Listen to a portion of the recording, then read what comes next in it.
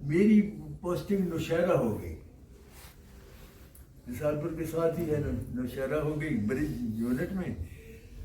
تو میں نے جتنے بھی سویلینس تھے ان کو حاضر کیا.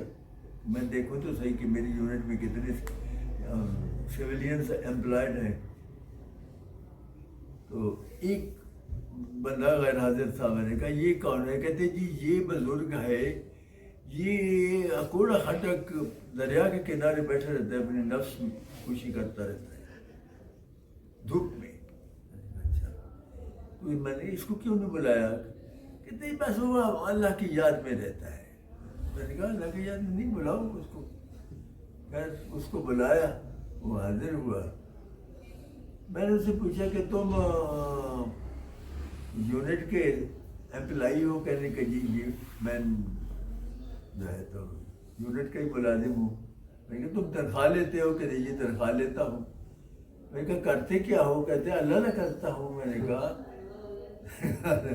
ہم آپ کو اللہ نہ کرنے کے لیے تو تنخواہ نہیں دیں گے. کہتے وہ تو میں بھی کرتا ہوں. میں نے اس کو ایسے کہا، میں نے کہا وہ تو میں بھی کرتا ہوں. کہنے کہ جی ان کو آپ باہر بھیجیں گے بندوں کو. تو میں نے ان کو کہا بھائی آپ سارے لوگ باہر چلے جائیں، اب وہ رہ گیا. کہنے کہ جی میں نے نا جب جوانی میں موکل ہے ان کو مسخر کیا تھا، اب یہ میرے اوپر حاوی ہو گئے ہیں.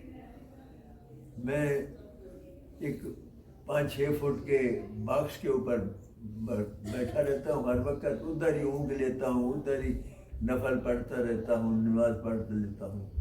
مجھے کہیں جانے نہیں دیتے. تو ایک دفعہ کہتے میں حضرت صاحب آئے ہوئے تھے نوشہرہ.